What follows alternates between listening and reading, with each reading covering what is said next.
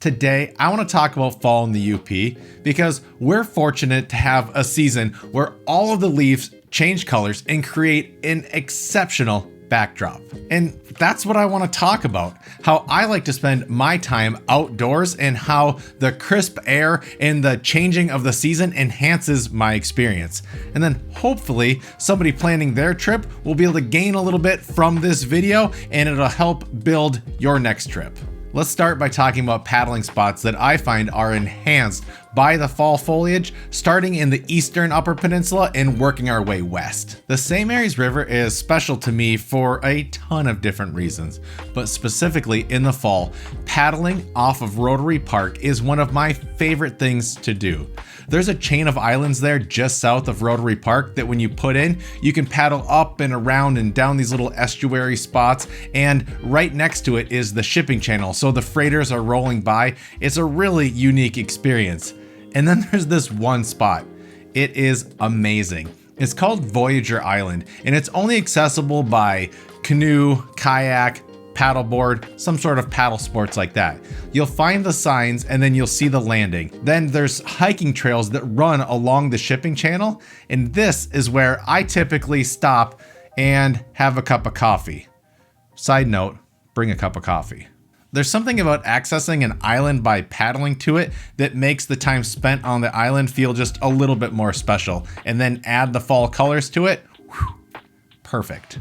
Now we're moving west, so here's my recommendation number 2. The Country Road 510 Bridge, or the 510 Bridge, is a perfect spot for a paddle in the fall. I know a lot of people use it just as an overlook to get some cool fall photos, and by all means do that, but if you can, go down to the river's edge and paddle that, because this time of year, the flow of the river, it's easy to paddle up and down it, and then you get 2 bridges that you get to paddle underneath, and they're so different from each other, one being the historic bridge that's down low and it has the cool backdrop of the fall colors behind it, and then the other one sits up so high so you're looking up at this whole thing. And if you can balance on your board while taking photos, it's an awesome photo opportunity. And the furthest one west on my list is Black River Harbor. I particularly like this one because you kind of get a 2-for-1 paddle.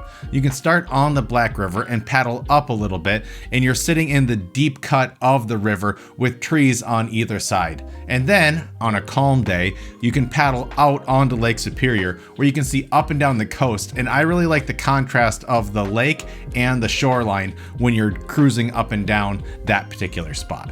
Side note, on your way back from Black River Harbor, if it's open, go to Copper Peak, go to the top, and you get just an absolutely amazing view, if you're not afraid of heights.